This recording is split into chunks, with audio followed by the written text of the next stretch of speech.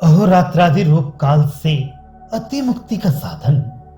हे याज्ञवल्क्य के ऐसा अश्वल ने कहा, ये जो कुछ है सब दिन और रात्रि से व्याप्त है, सब दिन और रात्रि के अधीन है।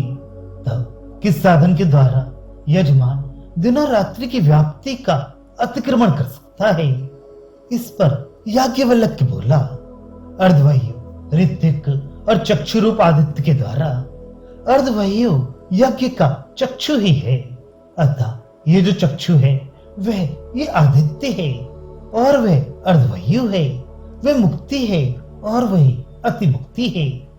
हे याज्ञवल्क्य के ऐसा अश्वल ने कहा, स्वाभाविक अज्ञान जनित आसक्ति से होने वाले कर्म रूप मृत्यु से अति मुक्ति की व्याख्या कर दी गई। जो उस आसक्ति युक्त कर्म रूप मृत्यु के आश्रयभूत दर्श और पूर्णमास आदि कर्म के साधनों के विपरिणाम का हेतुभूत काल है, उस काल से पृथक जो अति मुक्ति है, अर्थात जो उस काल से मुक्त होने का साधन है, उसका वर्णन करना है।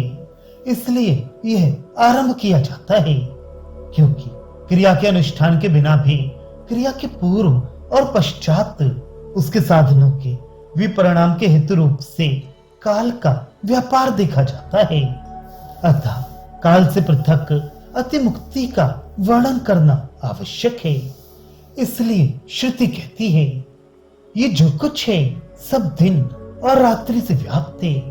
वह काल दो प्रकार का है, दिन रात्रि रूप और तिथि आदि रूप।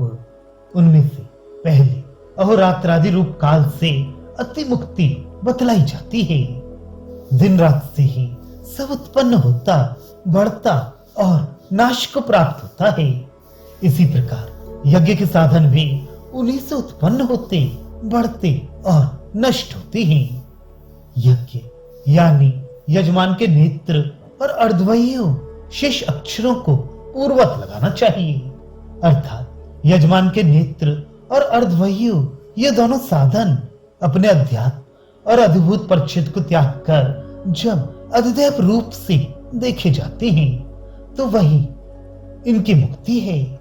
आदित्य भाव से देखा हुआ वह अर्धवायु मुक्ति ही है, पूर्वक वह मुक्ति ही अति मुक्ति है, क्योंकि आदित्य भाव को प्राप्त हुए पुरुष के लिए दिन रात होने संभव नहीं है।